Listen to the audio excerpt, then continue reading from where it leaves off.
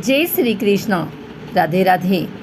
आइए सुनते हैं योगिनी एकादशी व्रत कथा, पूजन विधि एवं महत्व। योगिनी एकादशी का यह व्रत काफ़ी प्रचलित है। पौराणिक ग्रंथों के अनुसार तो तीनों लोकों में इस एकादशी को बहुत महत्व दिया गया है। पौराणिक ग्रंथों के अनुसार ही योगिनी एकादशी व्रत की कथा कुछ इस प्रकार है।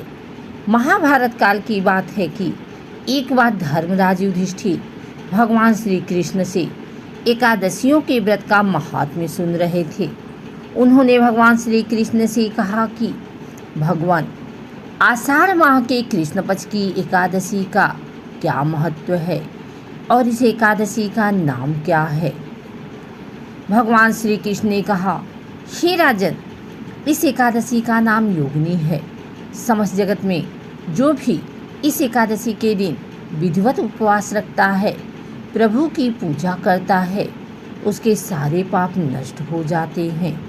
वह अपने जीवन में तमाम सुख सुविधाओं, भोग विलास का आनंद लेता है और अंतकाल में उसे मोक्ष की प्राप्ति होती है। योगिनी एकादशी का यह उपवास तीनों लोकों में प्रसिद्ध है। तब युधिष्ठिर ने कहा, प्रभु, योगिनी एकादशी के महत्व को आपके मुखारबिंद से सुनकर मेरी उत्सुकता और भी बढ़ गई है। कृपया इसके बारे में थोड़ा विस्तार से बताएं। अब भगवान श्री कृष्ण कहने लगे, हे धर्मश्रेष्ठ, मैं पुराणों में वर्णित एक कथा सुनाता हूँ, उसे ध्यानपूर्वक सुनना। स्वर्गलोक की अलकापुरी नामक नगर में कुबेर नाम के राजा राज किया करते थे। वह बड़े ही नेमी धर्मी राजा और भगवान शिव के उपासक थे। आंधी आए, तूफान आए, कोई भी बाधा उन्हें भगवान शिव की पूजा करने से नहीं रोक सकती थी। भगवान शिव के पूजन के लिए उनके लिए हेम नामक एक माली फूलों की व्यवस्था करता था। वह हर रोज पूजा से पहले राजा कुबेर को फूल देकर जाया करता। हेम अपनी पत्नी विशालाक्षी से बहुत प्रेम करता था। वह बहुत सुंदर स्त्री थी।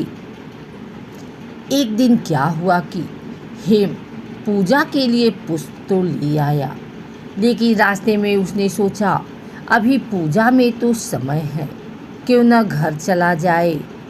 उसने आते आते अपने घर की राह पकड़ ली। घर आने के बाद अपनी पत्नी को देखकर वह कामासक्त हो गया और उसके साथ रमण करने लगा। उधर पूजा का समय बीता जा रहा था और राजा कुबेर पुष्प न आने से व्याकुल हुए जा रहे थे। जब पूजा का समय बीत गया और हेम पुष्प लेकर नहीं पहुंचा, तो राजा ने अपने सैनिकों को भेजकर उसका पता लगाने को कहा। सैनिकों ने लौटकर बता दिया कि महाराज, वह महापापी है, महाकामी है, अपनी पत्नी के साथ रमण करने में व्यस्त था। यह सुनकर तो कुबेर का गुस्सा 7वें आसमान पर पहुंच गया। उन्होंने तुरंत हेम को पकड़ लाने को कहा। अब हेम कांपते हुए राजा कुबेर के सामने खड़ा था। कुबेर ने हेम को क्रोधित होते हुए कहा कि हे नीच, महापापी, तुमने कामवश होकर भगवान शिव का अनादर किया है। मैं तुझे श्राप देता हूँ कि तू स्त्री का वियोग सहेगा और मृत्यु लोक में जाकर कोढ़ी होगा। अब कुबेर के श्राप से हेममाली भूतल पर पहुँच गया और कोढ़ग्रस्त हो गया। स्वर्गलोक में वास करते करते उसे दुखों की अनुभूति नहीं थी, लेकिन यहाँ पृथ्वी पर भूख प्यास के साथ साथ एक गंभीर बीमारी कोढ़ से उसका सामना हो रहा था। उसे उसके दुखों का कोई अंत नज़र नहीं आ रहा था, लेकिन उसने भगवान शिव की पूजा भी कर रखी थी। उसके सत्कर्म ही कहिए कि वह एक दिन घूमते घूमते मार्कंडेय ऋषि के आश्रम में पहुंच गया। इनके आश्रम की शोभा देखते ही बनती थी। ब्रह्मा की सभा के समान ही मार्कंडेय ऋषि की सभा का नज़ारा भी था। वह उनके चरणों में गिर पड़ा और महर्षि के पूछने पर अपनी व्यथा से उन्हें अवगत करवाया। अब ऋषि मार्कंडेय ने कहा कि तुमने मुझे सत्य बोला है, इसलिए मैं तुम्हें एक उपाय बताता हूँ। आषाढ़ मास के कृष्ण पक्ष की योगिनी एकादशी होती है। इसका विधि पूर्वक व्रत यदि तुम करोगे तो तुम्हारे सब पाप नष्ट हो जाएंगे। अब माली ने ऋषि को साष्टांग प्रणाम किया और उनके बताए अनुसार योगिनी एकादशी का व्रत किया।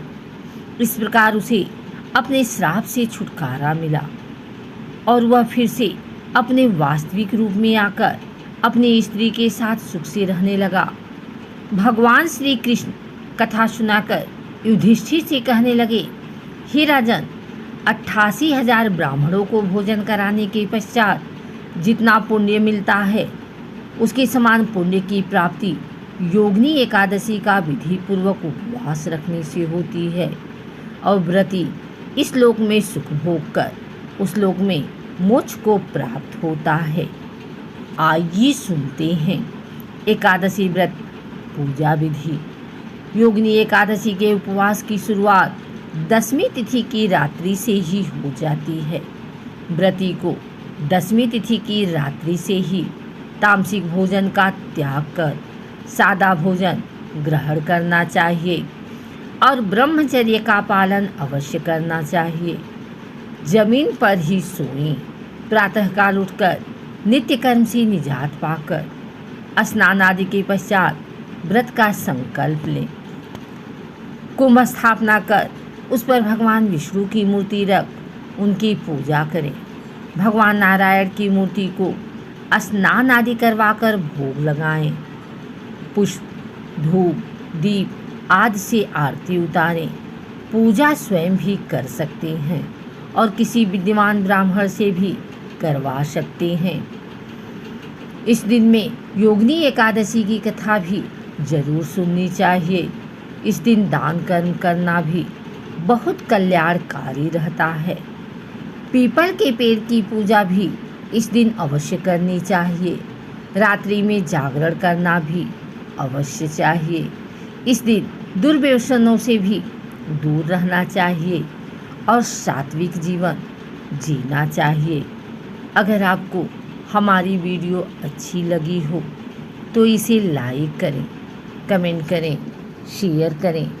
हमारे चैनल को सब्सक्राइब करके बेल नोटिफिकेशन ऑल पर सेट कर लें ताकि आगे आने वाली वीडियो सबसे पहले आप तक पहुंच सके। धन्यवाद।